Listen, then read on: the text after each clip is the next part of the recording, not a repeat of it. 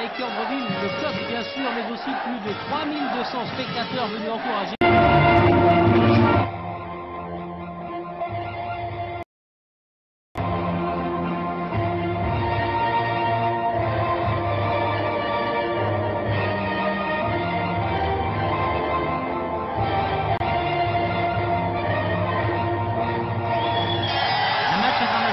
C'est plein de musique, c'est la même union, c'est plein de couleurs, c'est plein de sur le terrain et hors terrain. Un match international, c'est une lutte qu'il faut mener jusqu'au bout de son physique, de son moral, de ses convictions. C'est un duel contre l'autre, c'est un duel contre soi, mais pour le public, c'est un spectacle. Sur le banc, c'est l'angoisse. Il ne faut pas perdre, se dit l'entraîneur. Que peut-on faire pour gagner, pensent les joueurs. Où est la faille de l'autre? La mi-temps est passée et les deux équipes se talonnent toujours.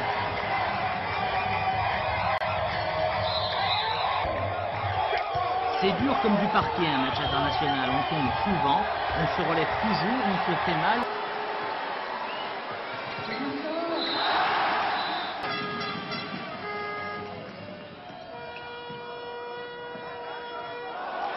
L'équipe de France.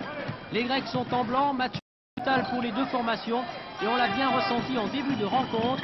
Hier soir, les joueurs ont mis 5 bonnes minutes à se décontracter. Monclar, Dubuisson qui s'infiltre sur la droite, les Français marquent de jolis points, mais les Grecs non. Le voici encore Galis, il va servir sur un plateau le grand Kokolakis sans problème. Le match reste très serré, mais après 18 minutes de jeu en fin de première période, Philippe Zaniel, grâce à 2 bons paniers, va permettre à l'équipe de France de prendre l'avantage sur les Grecs.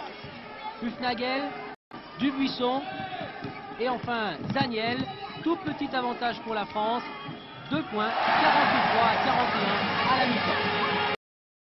C'est encore Galis qui fait le spectacle. Regardez, passe dans le dos et hop, Andristos complètement démarqué. Giannakis et Galis poursuivent leur miracle. La moindre brèche, ils en profitent. Panier de Galis. Le match peut basculer. Apollo Faye à son tour réussit de très belles choses. 3 points d'avance, on pense que la France va gagner.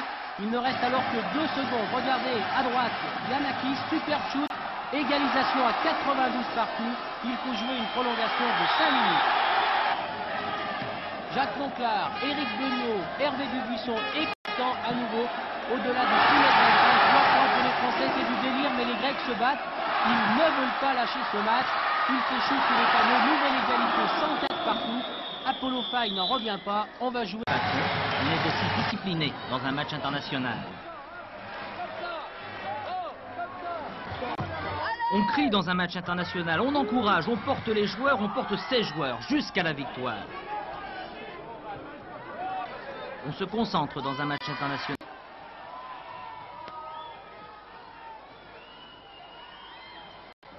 Deuxième prolongation. Pas de problème ici pour Kokolakis.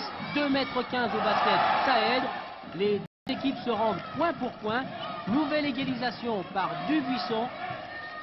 C'est pas du cinéma, 117 à 117, on va bien jouer une 3e prolongation, c'est extrêmement rare. Les deux équipes sont épuisées, mais les nerfs de Galis tiennent bon.